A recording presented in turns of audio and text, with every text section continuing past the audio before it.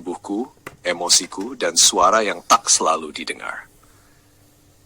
Tubuhku tidak bekerja seperti tubuh kebanyakan orang.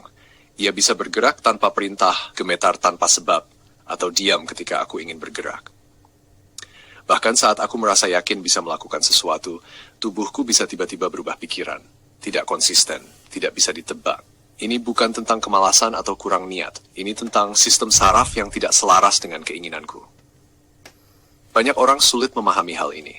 Mereka melihat jika aku bisa makan sendiri di suatu hari, maka harusnya aku selalu bisa. Padahal kenyataannya tidak begitu. Aku bisa makan sendiri untuk makanan yang padat, seperti gorengan atau makanan yang bisa digenggam. Kadang juga bisa menggunakan sendok untuk makanan seperti tipat cantok atau mie goreng, meskipun tetap saja tidak konsisten. Tapi untuk makan nasi, aku sering memilih disuapi. Bukan karena tidak bisa, melainkan karena takut disalahpahami jika di hari lain aku tidak sanggup melakukannya sendiri.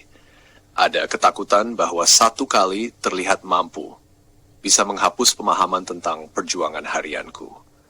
Aku bisa merasakan lapar, tapi belum tentu tubuhku bisa menyesuaikan. Aku bisa ingin memegang sesuatu, tapi jariku mungkin justru meremas atau melepasnya. Dan ketika semua ini terjadi, yang paling menyakitkan bukan tubuhku, tapi tatapan orang-orang yang tidak mengerti. Yang menyangka aku hanya mencari perhatian atau pura-pura tidak bisa. Yang tak kalah berat adalah emosi yang menyertainya. Aku bukan hanya berjuang secara fisik, tapi juga secara batin. Aku hidup dalam sistem yang seringkali hanya memberi tempat bagi yang bisa, yang efisien, yang normal. Aku belajar sejak kecil bahwa orang hanya menghargai keberhasilan yang tampak, bukan usaha yang tidak terlihat.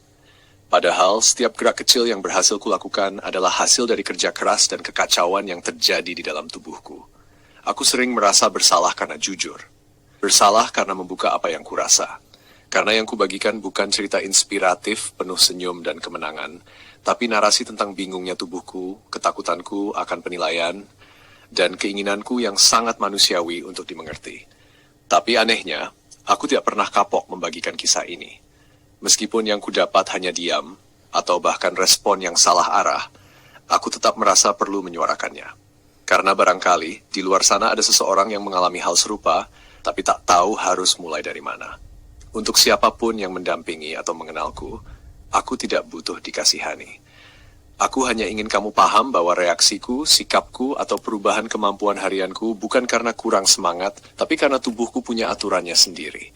Jika hari ini aku terlihat bisa, bukan berarti besok aku malas. Jika aku kadang menolak bantuan, bukan berarti aku menolak kamu. Aku hanya sedang ingin merasa bisa walau sebentar. Tapi jika aku diam, bukan berarti aku baik-baik saja.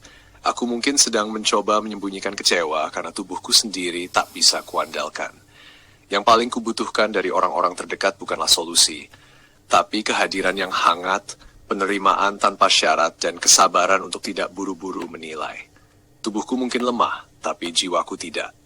Dan selama aku masih bisa merasakan dan mengungkapkan, aku akan terus bersuara untuk diriku dan untuk mereka yang juga diam-diam berjuang seperti aku.